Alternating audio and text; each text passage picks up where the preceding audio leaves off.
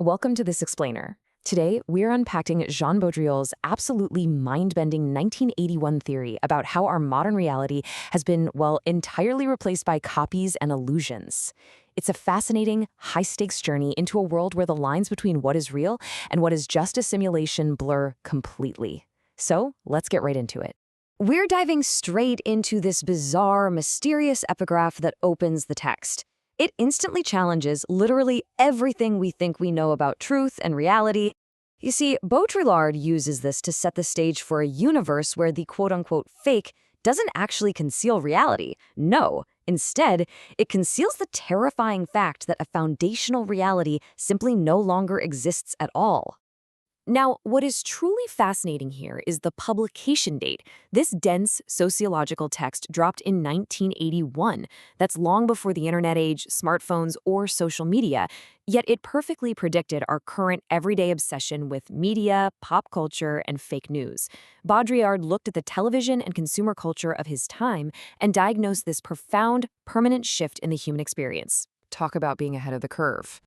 To navigate all these complex ideas without getting lost, here's our roadmap for today. We'll be covering the desert of the real, the four phases of the image, the illusion of Disneyland, simulating political scandals, television and cold media, and finally, surviving the hyperreal. Okay, part one, the desert of the real. We're going to start off with a classic fable by the writer Jorge Luis Borges. Baudrillard actually uses this story to anchor his entire theory of the simulacrum. Think about the traditional metaphor for a second. Imagine cartographers of a vast empire drawing a map so incredibly detailed that it perfectly covers the real territory it represents. But Baudrillard, he inverts this completely. He argues that today, the map actually precedes the territory, and the real, physical territory just rots away beneath the artificial map. This brilliantly illustrates his core argument. We no longer make maps to reflect our world. Instead, our artificial models have actually generated a reality without any real origin. The physical world has just become the rotting shreds in a desert of our own making. So the crucial takeaway here is that we are living in what he calls the hyper-real. This is a state where things like genetic miniaturization and memory banks reproduce reality without any original substance. The era of simulation really begins when we wipe out the original reference points entirely. We aren't imitating reality anymore. We are substituting the signs of the real for the real itself.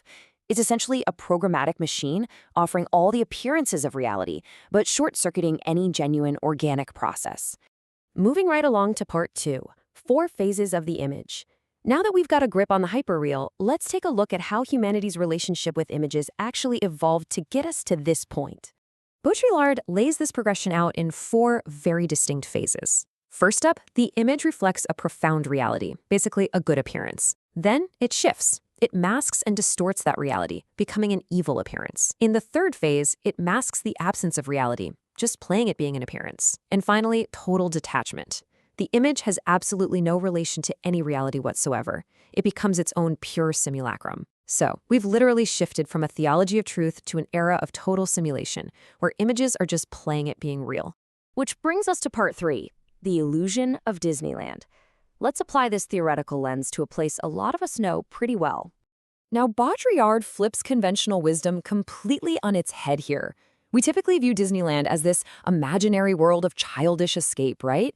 But he argues it's actually a deterrence machine. It is specifically designed to hide the fact that all of quote-unquote real America, the Los Angeles surrounding it, the parking lots, the banks, is actually hyper-real. Basically, Disneyland only acts childish so that we will blindly assume the rest of adult society is authentic. It's a really provocative case. He argues that all those massive parking lots and fake pirates exist solely to feed reality energy back into a country that is now just an immense, unreal scenario. Think of it as an ideological blanket. It's desperately trying to save a dying reality principle, that basic psychological need we have for a tangible, authentic world, just by pretending that the fiction is confined strictly within the theme park's borders. Okay, let's jump into part four, simulating political scandals. Here, Baudrillard takes this exact same logic and applies it directly to the political sphere, specifically looking at the Watergate scandal. The conventional view, of course, is that Watergate was a genuine scandal where journalists heroically exposed political corruption. But impartially analyzing Baudrillard's text, we see him argue that it was actually a simulated scandal. Why? Because the system actually needed it to happen.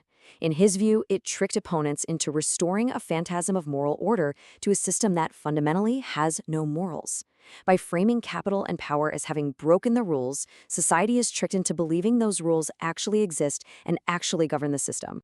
He writes that Watergate was nothing but a lure held out by the system, a simulation of scandal for regenerative ends. And this brilliantly illustrates his broader point. Power will literally stage its own murder or crisis just to rediscover a glimmer of legitimacy and existence. Institutions will attempt to break the vicious circle of their irresponsibility by manufacturing a crisis just to prove to everyone that they still have stakes in the game. Let's move on to Part 5, Television and Cold Media. Let's examine exactly how this simulacrum functions directly inside our own living rooms. This brings up a really fascinating paradox. If television captures our unfiltered lives perfectly, who is actually watching who? Baudrillard challenges us with the famous 1971 TV verite experiment on the Loud family. During this broadcast, 300 hours of unscripted everyday life were shown to millions. The producers claimed the family lived as if we were not there. But Baudrillard points out that this excessive transparency ended up destroying the family. The TV didn't just passively watch them, it fundamentally altered their reality. So the crucial point here is that television is no longer just a spectacle we sit back and watch. It represents a massive shift in surveillance. It marks the end of the traditional panoptic system, that centralized, all-seeing gaze of a guard watching over prisoners. Instead, we are given this illusion of as if we were not there. The truth of the family is completely replaced by the truth of the TV, which leads to a total disillusion of TV and life in TV. It becomes a system of deterrence that watches, tests, and manipulates us, blurring the active and the passive into one big nebula. So instead of thinking of TV as a window we look through, Baudrillard tells us to think of it like an outer orbit of DNA that directs the mutation of the real into the hyperreal.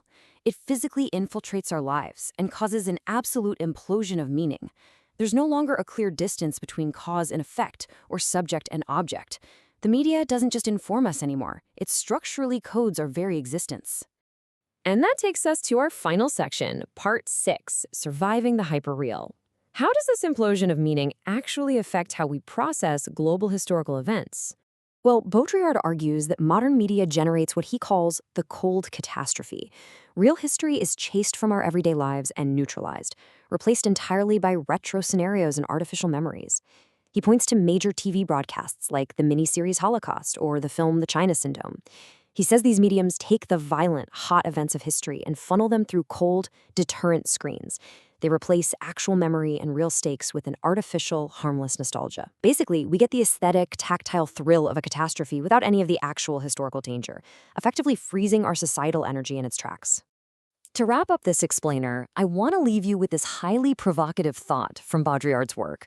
As our world becomes perfectly mapped by screens and simulations, can you still tell the difference between your own reality and the hologram? If the simulacrum is no longer hiding the truth, but actively replacing it, are any of us still living in the territory? Or are we all just lost on the map? Thanks so much for joining me to explore the desert of the real.